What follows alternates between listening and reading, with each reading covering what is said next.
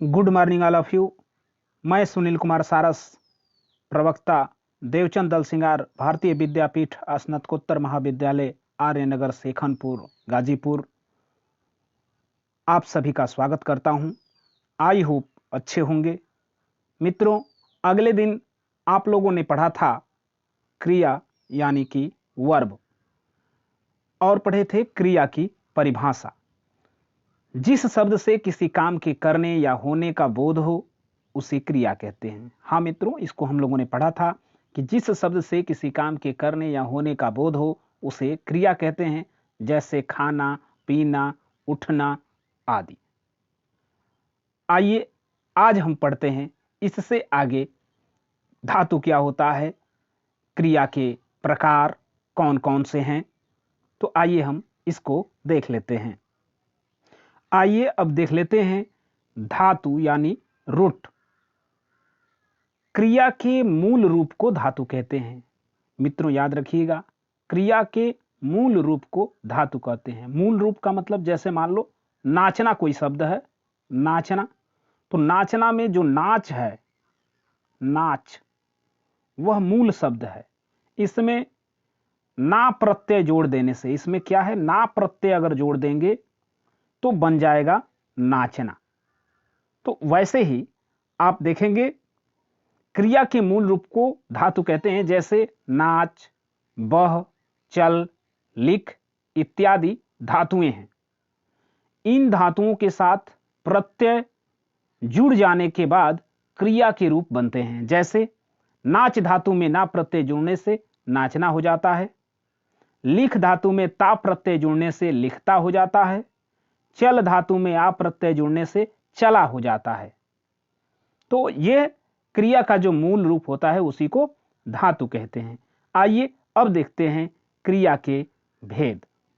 क्रिया के मुख्यतः प्रमुख दो भेद हैं। कौन है दो भेद? आइए इसको देखते हैं। क्रिया के भेद यानी काइंड्स ऑफ वर्ब देखेंगे। सकर्मक क्रिया, दूसरा है अकर्मक क्रिया। सकर्मक यानी जिसमें कर्म हो, अकर्मक जिसमें कर्म न हो, अमिस नहीं होता है तो न, अकर्मक जिसमें कर्म न हो, ऐसा क्रिया जिसमें कर्म न हो। सकर्मक यानी ऐसा क्रिया जिसमें कर्म भी हो साथ में। सकर्मक यानी कि ट्रांजिटिव वर्ब, अकर्मक इंट्रांजिटिव वर्ब। आइए अब देख लेते हैं फर्स्ट सकर्मक क्रिया ट्रांजिटिव वर्ब। देखेंगे ट्रांजिटिव वर्ब। यहां पे फिगर को देखते हुए, सुनील पुस्तक पढ़ता है। देखिएगा सकर्मक क्रिया में क्या कैसे लगा करके आपको देखना पड़ता है। जैसे सुनील क्या पढ़ता है, सुनील पुस्तक पढ़ता है। यहां पे सुनील पुस्तक पढ़ता है में क्या लगाओगे तो पुस्तक, यानी कर्म है इसमें। नीता आम खाती है, सुशील कार चलाता है, इन सभी में कर्म है। देखिए नीता क्या खाती है, आम खाती है, सुशील क्या चलाता है, कार चलाता है, तो ये कर्म का पता चल रहा है। यानी कहने का मतलब कि जब क्रिया के व्यापार का फल कर्म पर पड़ता है तब सकर्मक क्रिया होती है। जैसे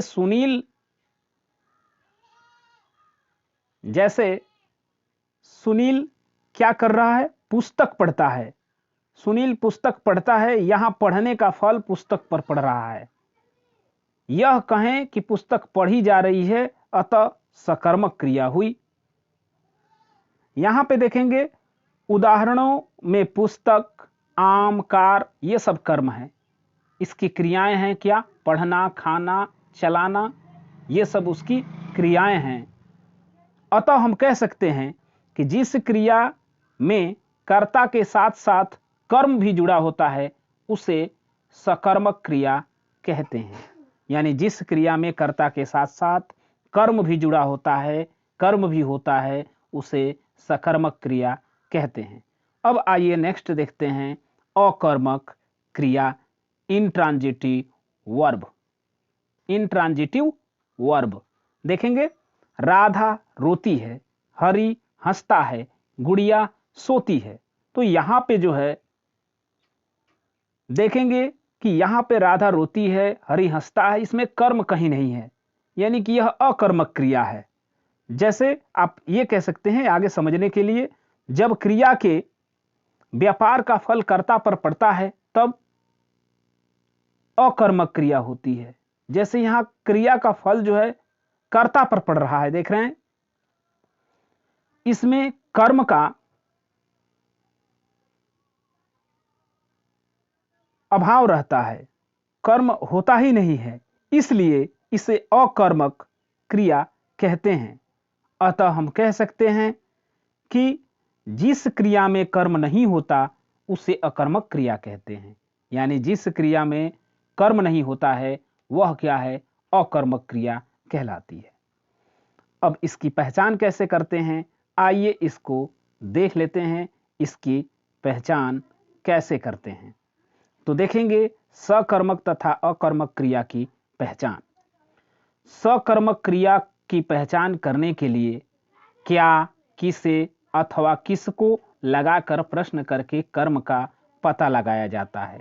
यदि उत्तर हाँ में मिलता है तो सकर्मक क्रिया कही जाती है। जैसे सुनील पुस्तक पढ़ता है, इस उदाहरण में प्रश्न किया जाए कि सुनील क्या पढ़ता है, तो इसका उत्तर होगा पुस्तक, जो कि क्या है, कर्म है। तो यहाँ पुस्तक कर्म है। यहाँ हमने देखा कि प्रश्न करने से कर्म होने का ज्ञान प्रकट हो रहा है। ऐसे ही अकर्मक क्रिया की पहचान के लिए क्रिया के साथ क्या, किसको आदि प्रश्न करने से ठीक उत्तर हाँ में नहीं मिलता तो उसे अकर्मक क्रिया कहेंगे। अब आइए थोड़ा सा दोहरा लेते हैं। यानी हमने पढ़ा था जिन शब्दों के द्वारा काम के करने या होने का बोध हो वे शब्द क्रिया कहलाते हैं। इसके बाद देखेंगे हमने पढ़ा था क्रिया के मुख्य दो भेद होते हैं, सकर्मक क्रिया और अकर्मक क्रिया। इसके बाद हम लोगों ने पढ़ा था सकर्मक क्रिया में कर्म जो है विद्यमान रहता है। इसके बाद हम लोगों ने पढ़ा था अकर्मक क्रिया में कर्म का लोप या अभाव रहता है। इसके बाद हम पढ़े हैं कि क्या, किसे आदि प्रश्न करने पर हाँ उत्तर मिलता है तो वह सकर्मक क्रिया कही जाती है। इसके बाद हम लोगों ने पढ़ा था प्रश्न करने पर यदि हाँ में उत्तर नहीं मिलता तो अकर्मक क्रिया कहलाती है। अब आइए देख लेते हैं अभ्यास कार्य। तो देखेंगे अभ्यास कार्य, सही विकल्प का चिन्ह लगाइए, निशान लगाइए। क्रिया शब्द है, अब इसमें आपको छांटना है क्रिया शब्द क्या है। तो जाना क्रिया है, सोना क्रिया है, दौड़ना क्रिया है, उपर्युक्त सभी, यानी कि जब तीनों ही क्रिया है तो इसमें ऑप्शन 4 सही हो जाएगा, उपर्युक्त सभी। आइए अब देख लेते हैं प्रश्न संख्या ख। क्रिया के मूल रूप को क्या कहते हैं। तो आपने अभी पढ़ा ऊपर कि क्रिया के मूल रूप को धातु कहते हैं, इसलिए थर्ड ऑप्शन सही हो जाएगा।